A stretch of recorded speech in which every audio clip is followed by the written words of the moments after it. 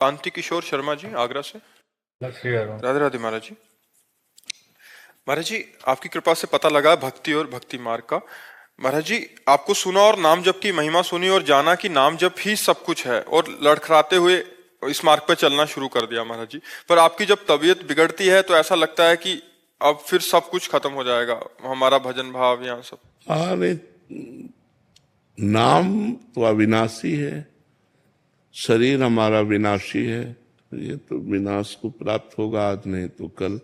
अगर नाम आप जप रहे हो तो आपका मंगल हो जाएगा, और नाम जप कर रहे हो तो जहाँ हम पहुँचेंगे वहाँ तुम पहुँच जाओगे। तो सही माने में दोस्ती तो तब हुई जहाँ हम पहुँचे वहीं पहुँचो। तो अब आगे पीछे जाना ये तो अलग बात है, लेकिन जाना वहीं। आपको उत्साह बढ़ाना है कि जब तक है तब तक है, नहीं तो इन्होंने जो नाम दिया है उसी नाम की डोरी से हम वहीं पहुंच जाएंगे जहाँ पहुंचाएंगे। तो अपने को घबराना नहीं है। हम ना रहेंगे तो शरीर के ना रहने से क्या हमारी सत्ता ही खत्म हो जाएगी क्या? हम कोई विनाशी थोड़ी हैं, हमारा स्वरूप अविनाशी है। आप देखो, अभी हर समय हमारे पास नहीं रहते हो, लेकिन आप हमारी बात मानते हो, तो आपके दिमाग में हम रहते हैं कि नहीं रहते? विचार करके देखो। तो ऐसे यदि हमारी बात मानोगे तो शरीर ना रहने पर भी हम आपके साथ रहेंगे। आपको अनुभव होगा कि हमारे साथ है, हमारे विचार में है, हमारे हृदय में है। मैं अनुभव करता हूँ कि वो मेरे पास है, ऐसा अनुभव होगा। तो सबसे ज्यादा नजदीकी वही होता है संतों का जो उनकी आज्ञा का पालन करता है। और संत जब तक उद्धार नहीं कर देते तब तक उसके दिमाग से नहीं जाते। अगर सच्ची श्रद्धा से हम संत को स्वीकार कर ले तो एक संत का बाहरी स्वरूप है जो पांच भौतिक है, एक है चिदानंद। तो चिदानंद स्वरूप से हमारे हृदय में आकर बैठ जाते हैं और हमारा कल्याण कर देते हैं। तो उस बात पर विचार करो कि इनका एक स्वरूप है चिदानंद, वो हमें कभी नहीं छोड़ेगा, और एक स्वरूप है जो पांच भौतिक, ये छूट जाएगा आज नहीं तो कल।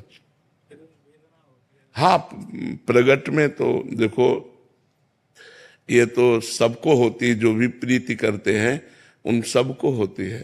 तो अब इस वेदना को विचार के द्वारा हमें सहना होगा, क्योंकि इसका नाम मृत्यु लोक है। यहाँ भगवान भी अवतार लेते हैं तो लीला संवरण करते हैं। हम लोग तो भगवान के अंश हैं, तो जब आए हैं तो जाएंगे। चाहे राजा रंक फकीर, चाहे राजा हो, चाहे भिखारी हो, चाहे संत हो, सबको जाना पड़ेगा। जो आए हैं सो जाएंगे, क्या राजा रंक फकीर। हाँ, क्या करके जा रहे हैं? एक सिंहासन चढ़ ही रहे और एक बांधे जात जंजीर। अगर कर्म बिगड़ गए तो यम पास में बांध करके नरक ले जाया जाएगा, और कर्म सही हो गए तो भगवान की प्राप्ति हो जाएगी। इसलिए हमको एक एक कदम संभाल के रखना है।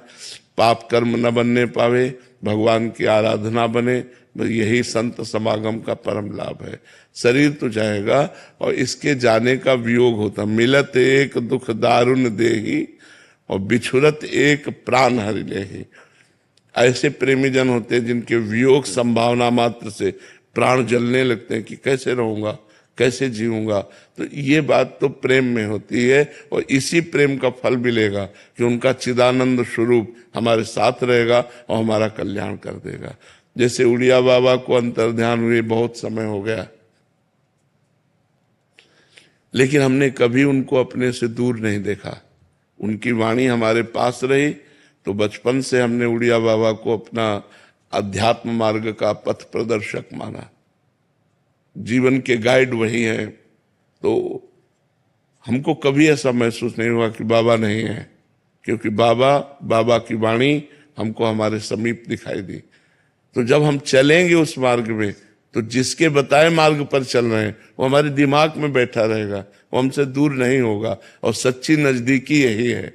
शरीर की नजदीकी तो ज्यादा दिन टिकेगी नहीं, ये तो किसी भी कारण से कभी भी नष्ट हो सकता है।